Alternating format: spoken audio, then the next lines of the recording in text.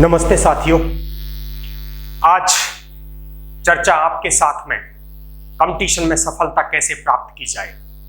आप जानते हैं कठिन प्रतिस्पर्धा का युग है और इस प्रतिस्पर्धा के युग में सफलता ही एक महत्वपूर्ण व्यक्तित्व के एनालिसिस का पैमाना बन गया है। आज चर्चा करेंगे सेकंड ग्रेड परीक्षा में सफलता कैसे प्राप्त की जाए। सेकंड ग्रेड की परीक्षा आपकी आरपीएससी के द्वारा आयोजित की जाने वाली एक अत्यधिक प्रतिस्पर्धी परीक्षाओं में से एक है और एक प्रतिष्ठात्मक स्थान दिलाने वाली ये परीक्षा विद्यार्थियों के और प्रतियोगियों के मध्य में अत्यंत लोकप्रिय है।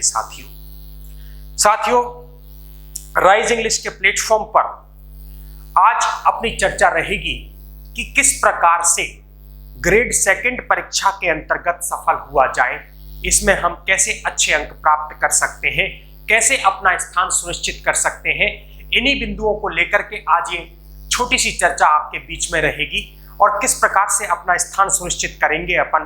देखिए, परीक्षा आपके मुहाने पर है और नोटिफिकेशन जारी हो रहा है। आप देखें, एक बहुत अच्छी संख्या में आपके सामने वैकेंसीज हैं। इस बार चूकना नहीं है, 100% सिलेक्शन अपन लेंगे। देखिए, एक अच्छी तैयारी किन बिंदुओं के साथ में, किन टॉपिक्स के साथ में करेंगे और किस प्रकार से अपना चयन सुनिश्चित करेंगे। आइए, अपनी चर्चा इसी बिंदु के साथ में रहेगी। आज अपन सिलेबस का भी चर्चा एक बार कर लेते हैं और सिलेबस के विभिन्न बिंदुओं को अपन समझेंगे और समझेंगे कि किस प्रकार से कहां-कहां हमारी कमजोरियां रह जाती हैं। साथियों, तैयारी हम कर रहे हैं, पिछले कई वर्षों से तैयारियां कर रहे हैं। छोटी मोटी गलतियों के कारण चयन नहीं हो पाता। कोई टॉपिक ऐसा रह जाता है जिसमें से प्रश्न आते हैं और वह हमसे नहीं हो पाता है। उन्हीं बिंदुओं को, क्या हमारी वीकनेसेस हैं, उनको कैसे हम स्ट्रेंथ में बदलेंगे और जो हमारी स्ट्रेंथ हैं उनको हम कैसे सुपर पावर बना करके इस प्रतियोगिता के युग में अपना चयन सुनिश्चित करेंगे। साथियों, सफल और असफल में एक थोड़ा सा ही अंतर होता है। एक प्रैक्टिकल अप्रोच के साथ में, जैसा कि आप जानते हैं, अपन चर्चा करेंगे। काफी कॉम्पिटिशन्स का अनुभव वो अपन आज शेयर करेंगे। तो देखिए, इसके अंतर्गत मैं आपको बताऊं कि जो ये पेपर है, ये आपके दो पेपर होते हैं। इसके अंतर्गत एक आपका पेपर 1 है और एक आपका पेपर 2 है। साथियों, पेपर 1 जो है आपका, वो जीके जीएस पे कंसंट्रेट करता है और उसके अंतर्गत आपको 150 मार्क्स मिलते हैं। 150 मार्क्स उसके अंतर्गत आपको दिए जाते हैं और वह जीके जीएस से रिलेटेड होता है। लेकिन साथ ही आपका जो पेपर सेकंड होता है, ये आपका इंग्लिश का होता है साथियों, और यहाँ पर आपको 300 मार्क्स मिलते हैं। 300 मार्क्स का ये पेपर, जैसा कि आप जानते हैं, चयन का प्रामाणिक आधार बनता है। यहीं से चयन होगा आपका। ये 300 अंक आपके चयन में मुख्य भूमिका निभाने वाले हैं। यहां से आपका चयन होगा और ये अंक हमें मैक्सिमम कितने लें, हम अधिकतम अंक यहां से अगर आपने प्राप्त कर लिए तो मैं आपसे कह रहा हूं साथियों, अपना चयन सुनिश्चित हो जाएगा। देखिए, मुख्य रूप से इसके जो पार्ट्स हैं, वो इसके 3 पार्ट्स हैं साथियों। जो पहला पार्ट है वो आपका सेकेंडरी, सीनियर सेकेंडरी का ग्रामेटिकल पोर्शन इसके अंतर्गत है।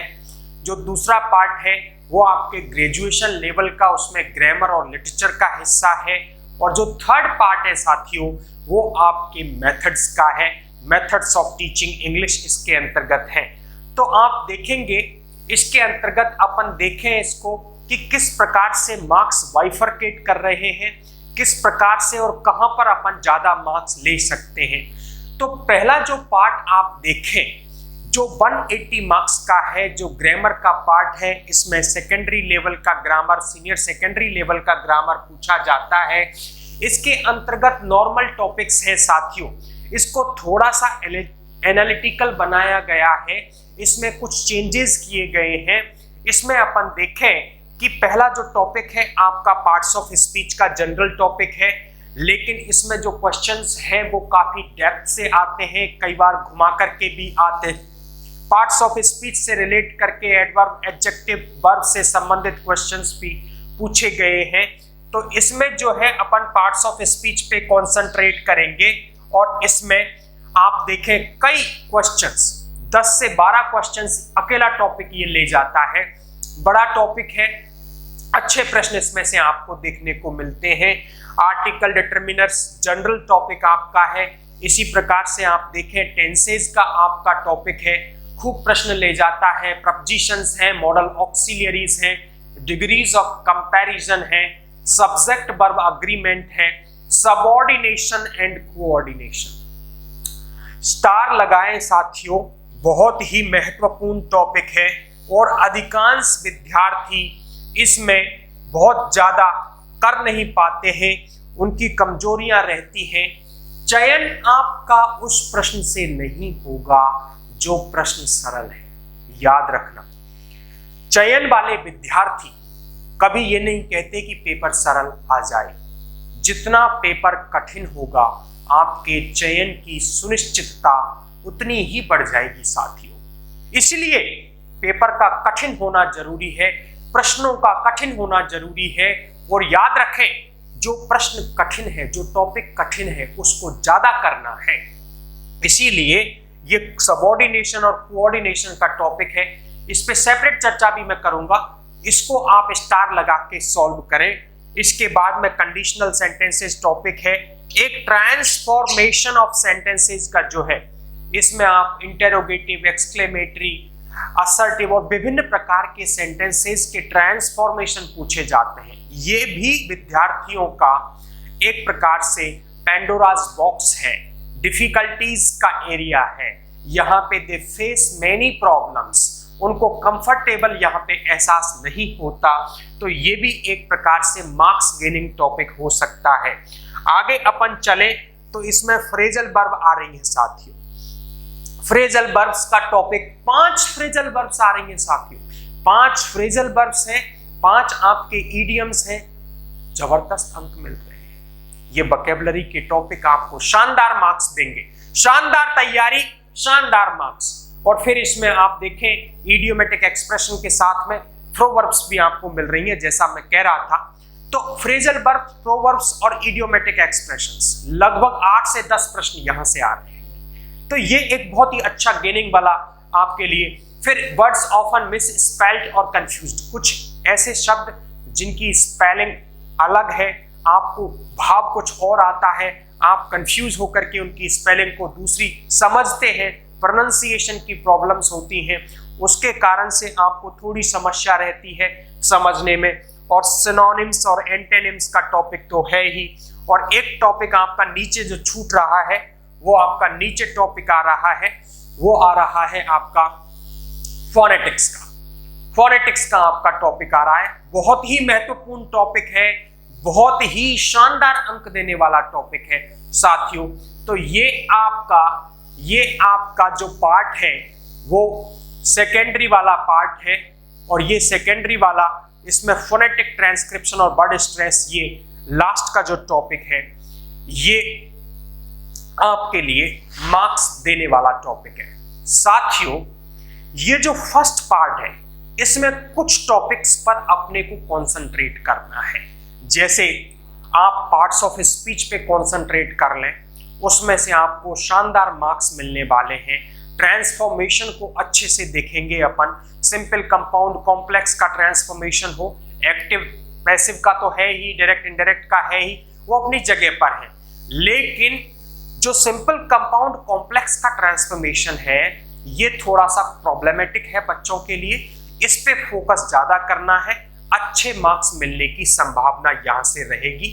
इसी के साथ साथ मैं आपको बताऊं कि अपने को ट्रांसफॉर्मेशन ऑफ जो एक्सक्लेमेटरी और इंटेरोगेटिव्स का है, वो भी थोड़ा देखना है। साथ ही साथ वोकैबुलरी का पार्ट आपको शानदार अंक देने वाला है, उसकी अपनी तैयारी रहेगी। सेपरेट रूप से अपन एक्सरसाइजेस देखेंगे उसकी, वो एक अपना शानदार अंक देने वाला टॉपिक है। फोनेटिक्स के बारे में तो मैं क्या कहूँ, एवरीबॉडी नोज अबाउट इट, कि बहुत ही शानदार अंक देने वाला है। बिल्कुल वैज्ञानिक दृष्टिकोण से आपको इसमें अंक मिलते हैं। अब देखिए, अपन इसके अंतर्गत देखें तो अपना ग्रेजुएशन का जो पार्ट है वो अपना यहां पे चालू हो जाता है, और ग्रेजुएशन का जो पार्ट है उसके अंतर्गत that is a mixture of grammar and literature. Grammar और लिटरेचर दोनों उसमें मिक्स्ड है, और वहां से अपन को अच्छे अंक मिलने की संभावना रहती है। शानदार रूप से ये आप देखें तो 80 मार्क्स का मैटर है साथियों। ये 80 मार्क्स आपको यहां से मिलेंगे। 80 मार्क्स के लिए आपको इसको अटेम्प्ट करना है। अब इसमें जो पहला टॉपिक है वो है basic sentence pattern. Basic sentence pattern SPOCA से ही रिलेट कर रहा है। थोड़ा सा इसके अंतर्गत स्ट्रक्चरली थोड़ा डिफरेंसेस होते हैं, अपने को नाउन जो है वर्ब वगैरह है उनके आधार पर एनालिसिस करना पड़ता है, लेकिन सिमिलैरिटीज है, दोनों में सिमिलैरिटीज है। दोनों को समझ करके अपन अच्छे मार्क्स प्राप्त कर सकते हैं। MHM का टॉपिक बड़ा ही शानदार है, बड़ा ही शानदार टॉपिक है MHM का। Pre modifier, headword, post modifier. Pre modifier, headword, post modifier, इसको पोस्ट मॉडिफायर को क्वालिफायर भी कहा जाता है। इसकी बड़े वैसे नॉर्मल टाइप के प्रश्न आते हैं, लेकिन टफ भी आने की संभावना रहती है। बहुत अच्छा टॉपिक है। जो लोग इसमें ग्रामर में अप्रोच नहीं रखते उनके लिए समस्या देता है ये टॉपिक, लेकिन बहुत अच्छे मार्क्स देके जाएगा। थोड़ी तैयारी, अच्छे मार्क्स। इसी प्रकार से अपन देखें SPOCA का आपका शानदार टॉपिक है, शानदार टॉपिक है। मैं आपको बताऊं साथियों, SPOCA में से आपको शानदार अंक मिलते हैं। 4-5 क्वेश्चंस रहते हैं, आपको बिना किसी समस्या के SPOCA में से जनरल टाइप के क्वेश्चंस आप नॉर्मली सॉल्व कर देंगे, डिफिकल्ट को भी नॉर्मली सॉल्व कर देंगे। आपको अच्छे अंक देने वाला टॉपिक है ये। रीडिंग कॉम्प्रिहेंशन नॉर्मल टॉपिक है, वोकैबुलरी के संबंधित। एक पोएट्री अप्रिसिएशन का नया टॉपिक इसमें जुड़ा है, वह बहुत ही अच्छे अंक देगा। जनरल है, थोड़ा सा इसमें क्या है कि फिगर ऑफ स्पीच के क्वेश्चंस को, फिगर ऑफ स्पीच के क्वेश्चंस को लेने के लिए इसके अंतर्गत अपन ने ये टॉपिक RPSC ने इंक्लूड किया है। बहुत शानदार है। हायर लेवल की एग्जाम्स में पहले ही चल रहा था ये टॉपिक, RPSC ग्रेड 1 में ये पहले से ही है, आप देखेंगे नेट में पहले से ही है ये टॉपिक। तो पोएट्री अप्रिसिएशन का एक अच्छा टॉपिक है, there is no doubt about it. अच्छे अंक देके जाएगा आपको। अच्छा, फिर इसके अंतर्गत आप देखें लिटरेरी फॉर्म्स और डिवाइसेस, लिटरेरी टर्म्स और फॉर्म्स, दोनों चीजें हैं इसमें। थोड़ा सा मैं आपको क्लियर करूं साथियों, यहां पर फॉर्म्स भी है और यहां पर टर्म्स भी है। यहां पर फॉर्म्स भी है और यहां पर टर्म्स भी है। अब फॉर्म्स जो है साथियों, फॉर्म्स जो है वो तो वो विधाएं हैं जिनके अंतर्गत लिटरेचर को लिखा जाता है, लिटरेचर जिनमें बनाया जाता है, लिटरेचर को क्रिएट किया जाता है, वो फॉर्म है। फॉर एग्जाम्पल आप कहें कि भाई मैं पोएट्री लिख रहा हूं, तो मैं पूछूंगा आपसे कि किस प्रकार की पोएट्री लिख रहे हो आप, तो आप कहोगे कि भाई मैं सोनेट लिख रहा हूं। तो जो सोनेट है वो एक्चुअली लिटरेचर का फॉर्म है, लिटरेचर का प्रकार है, लिटरेचर की विधा है, लिटरेचर का स्वरूप है। लेकिन जब उस लिटरेचर को अपन उसको सजाने का काम करते हैं, उसके ऑर्नामेंटेशन का काम करते हैं, उसके डेकोरेशन का काम करते हैं, उसके ब्यूटिफिकेशन का काम करते हैं, तब अपन लेते हैं उसमें टर्म का प्रयोग लेते हैं साथियों, उनको लिटरेरी टर्म्स कहा जाता है।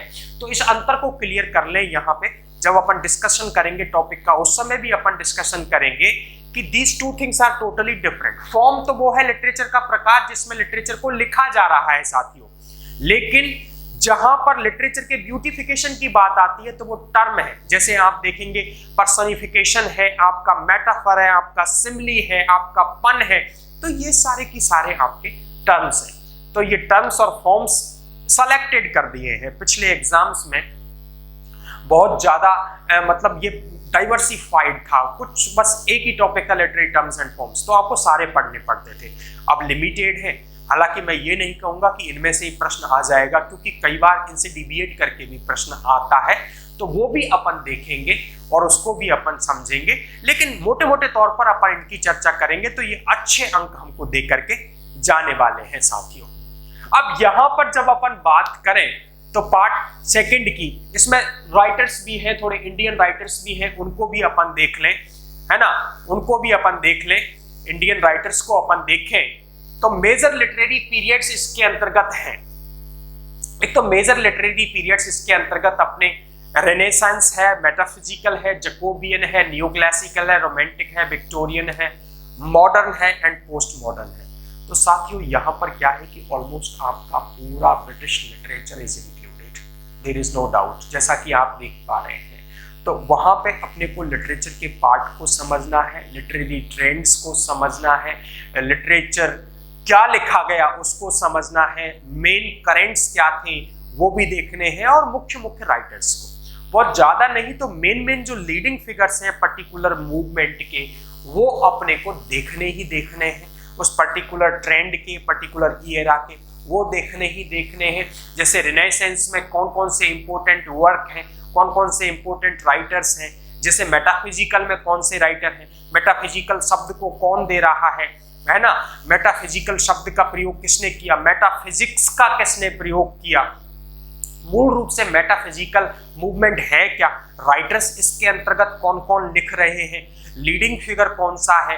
तो ये जनरल नेचर के प्रश्न है साथियों, ये इंग्लिश की जनरल नॉलेज है, ये इंग्लिश की जीके है, इसमें कोई कठिनता वाली बात नहीं है, ये नॉर्मल बात है। तो इसमें अपन सारा ये पूरा की पूरा सिस्टम बिल्डअप करेंगे, और इसके साथ में जो ग्रेजुएशन वाला पोर्शन है इसमें लिटरेरी मूवमेंट्स का भी एक टॉपिक आपका आता है। इसमें लिटरेरी मूवमेंट्स जो हैं वो थोड़ा सा, यहाँ पे क्या है कि ये पीरियड वाइज स्टडी है, यहाँ पर ये मूवमेंट वाइज स्टडी है। तो पीरियड्स के अंतर्गत एक पर्टिकुलर टाइमलाइन के अंतर्गत पर्टिकुलर राइटर्स, लेकिन मूवमेंट के अंतर्गत वो मूवमेंट किस प्रकार से चल रहा है, उसमें करंट क्या चल रहा है, उसकी विशेषताएं क्या है, उस मूवमेंट को बढ़ाने वाले कौन है, वो मूवमेंट दूसरे मूवमेंट से कैसे भिन्न है। जैसे आप देखेंगे कि रोमांटिसिज्म है, तो रोमांटिसिज्म स्टार्ट हो रहा है आपका 1798 के अंतर्गत लिरिकल बैलेट्स के पब्लिकेशन के साथ में। विलियम वर्ड्सवर्थ और S T Coleridge lyrical ballads के पब्लिकेशन के साथ में 1798 को इस रोमांटिक मूवमेंट की शुरुआत कर रहे हैं। अब ये रोमांटिक मूवमेंट कैसे अलग है, कहां परिवर्तन आया, 1789 के अंतर्गत फ्रेंच रेवोल्यूशन हो रहा है। इससे थोड़े समय पहले ही इंडस्ट्रियल रेवोल्यूशन की भी झलक आप देख रहे हैं इंग्लैंड के अंतर्गत। तो ये सारी चीजें एक दूसरे से कैसे मिल रही हैं, किस प्रकार से यहाँ पर ये मूवमेंट आ रहा है, इस मूवमेंट में मुख्य चीजें क्या चल रही हैं, वो सारी चीजें मूवमेंट के तौर पे स्टडी करेंगे अपन। और देखिए इसका एक पार्ट और है, और वो है आपका इंडियन लिटरेचर वाला। और वो इंडियन लिटरेचर को अपन देखें तो इसके अंतर्गत आप देखें कि कुछ प्रमुख राइटर्स इन्होंने शामिल किए हैं। तो जैसे पहले जो था वो इसका सिस्टमेटिक नहीं था, इसमें आपको इंडियन लिटरेचर ही पढ़ना था, और इंडियन लिटरेचर के अंतर्गत आपके विभिन्न जो है राइटर्स शामिल थे। आप किसको छोड़ें किसको करें, बहुत लंबा चौड़ा हो जाता है। लेकिन अब जो है सिस्टमेटिक राइटर्स की एक लिस्ट है, और जो लिस्ट चालू हो रही है आपकी रविन्द्रनाथ टैगोर से चालू हो रही है। इसमें मुल्कराज आनंद, आर के नारायण, सरोजनी नायडू, तोरू दत्त, नजीम जकील और भी कई सारे राइटर्स इसके अंतर्गत शामिल हैं। तो इन राइटर्स को, इनके वर्क्स को, इनके वर्क्स के मेन कैरेक्टर्स को अपने को देखना ही होगा। इसमें अपन थोरो स्टडी किए बिना अंक नहीं ला सकते साथियों। लेकिन मैं आपको बता दूं, ये आपको शानदार अंक देके जाने वाला है। लिटरेचर का पार्ट आपको शानदार अंक देके जाने वाला है, क्योंकि ये जो है आपको अप टू अप मार्किंग देता है। सिंपलेस्ट टाइप के क्वेश्चंस रहते हैं, हल्की सी अंडरस्टैंडिंग के साथ में आप इसमें अच्छे अंक ले सकते हैं। तो देखो, जो आपका ये पार्ट आप देख रहे हैं, जो ग्रेजुएशन लेवल वाला पार्ट है, इसमें दो टॉपिक तो आपके ग्रामर के, जिसको आप SPOCA MHM basic sentence pattern relate करेगा SPOCA से। तो हालांकि दोनों both of them are different, लेकिन वो रिलेटेड हैं एक दूसरे से। तो वो बात अपने को एक दूसरे के साथ में कॉम्बाइंड नेचर में समझनी है, उसका अपन स्टडी करेंगे ही। लेकिन SPOCA और MHM आपको शानदार अंक देने वाले हैं। और इसी के साथ में लिटरेचर का पार्ट आपको यहां से अच्छे अंक दिलवाएगा और एज भी दिलवाएगा। जैसा कि मैं आपसे बता रहा था साथियों, पहले भी मैंने कई बार आपसे ये इंडिकेट किया है कि सिलेक्शन वह प्रश्न नहीं करवाएगा जो सब कर रहे हैं। सिलेक्शन आपका उस प्रश्न से होगा जो बहुत सारे स्टूडेंट्स नहीं कर पा रहे हैं। लिटरेचर का वह हिस्सा है, यहां से आपको एज मिलेगा शानदार, और यहां से आपको अच्छी सफलता मिलने की संभावना रहेगी। देखिए, अब अपन चले आगे की ओर, तो ये आपका आ रहा है टीचिंग मेथड वाला पार्ट, और ये टीचिंग मेथड वाला जो पार्ट है ये आपका 40 मार्क्स का रहेगा। ये 40 मार्क्स का, तो आप देखेंगे आपको 180 मार्क्स जो है वो फर्स्ट पार्ट के मिल रहे हैं, और 80 मार्क्स आपको सेकंड पार्ट ग्रेजुएशन वाले के मिल रहे हैं, और 40 मार्क्स आपको लास्ट वाले पार्ट के मिल रहे हैं जो कि आपके मेथड्स वाला पार्ट है। इस प्रकार से put together you are having 300 marks, और इन 300 मार्क्स में से मैक्सिमम मार्क्स कैसे लेके आए, इसी की अपनी स्ट्रेटेजी है। तो देखो, अब टीचिंग मेथड के अंतर्गत आपके सारे टीचिंग मेथड्स हैं, ग्रामर ट्रांसलेशन से लेकर के मॉडर्न तक के जितने भी मेथड्स हैं वो आपको निकालने हैं। मेथड्स के नाम क्या हैं, मेथड्स की स्पेशल फीचर क्या है, इनके मेरिट्स क्या हैं, इनके डीमेरिट्स क्या हैं, बेसिकली इसके अंतर्गत चलता क्या है। अच्छा, पिछले वर्षों में अपन देखें तो इसमें क्या है कि कॉन्सेप्चुअली एक अंतर आ रहा है। वो अंतर है कि अब प्रश्न थियोरेटिकल नहीं, प्रैक्टिकल एस्पेक्ट पे पूछा जा रहा है। जैसे एक टीचर क्लास के अंतर्गत पढ़ा रहा है और वह बिल्कुल एक डोमिनेटिंग स्टाइल में पढ़ा रहा है, वो इंग्लिश के टेक्स्ट को इंग्लिश में ही समझा रहा है, किसी भी शब्द का अर्थ नहीं कर रहा है। बच्चे अगर अर्थ पूछते हैं तो वो डिस्करेज करता है। बताओ वो कौन सा मेथड प्रयोग कर रहा है। तो ये प्रश्न, इस प्रकार के प्रश्न डायरेक्ट मेथड यूज कर रहा है, डेफिनेटली डायरेक्ट मेथड यूज कर रहा है। तो इस प्रकार के प्रश्न वो पूछ रहे हैं, जो प्रश्न 3-4 पंक्ति का हो सकता है निश्चित रूप से, लेकिन उसमें थोड़ा सा चैलेंज आता है स्टूडेंट के सामने। साथियों, मेथड्स के साथ में आप देखेंगे teaching prose, poetry, grammar, composition है, principles of second language teaching के अंतर्गत सिलेक्शन, ग्रेडेशन वगैरह के ये टॉपिक हैं। ये सिलेक्शन, ग्रेडेशन है ना, ये वाला जो टॉपिक है ना, ग्रेडेशन, सिलेक्शन, प्रेजेंटेशन, टेस्टिंग वाला, ये आपको शानदार अंक दे करके जाने वाला होता है। साथियों, क्या करते हैं स्टूडेंट्स मेथड्स को कर लेते हैं, टीचिंग प्रोज पोएट्री को कर लेते हैं, ऑडियो विजुअल एड्स को कर लेते हैं, विभिन्न प्रकार की मैक्सिम्स को कर लेते हैं, रीडिंग हैबिट्स को पढ़ लेते हैं, LSRW को पढ़ लेते हैं, लेकिन बेसिक प्रिंसिपल्स को करना भूल जाते हैं। बेसिक प्रिंसिपल्स जो है, सिलेक्शन है, ग्रेडेशन है, टेस्टिंग है, इनको करना भूल, और इसमें से मैक्सिमम प्रश्न आ रहे हैं। नंबर 2 साथियों, जो अपने को याद रखना है कि ट्रेडिशनल मेथड्स को आपको करना ही है, लेकिन मॉडर्न मेथड्स, टीजी में से प्रश्न आ ही नहीं रहा है, डायरेक्ट में से प्रश्न आ ही नहीं रहा है, प्रश्न आ रहा है ऑडियो लिंगुअल में से, प्रश्न आ रहा है सजेस्टोपीडिया में से, प्रश्न आ रहा है कम्युनिकेटिव लैंग्वेज टीचिंग में से, यूनिवर्सल ग्रामर में से। तो आपको मॉडर्न मेथड्स को भी देखना है, उनको भी करना है। साथियों, ये जो टीचिंग मेथड वाला जो एरिया है, ये आपको शानदार अंक देके जाएगा।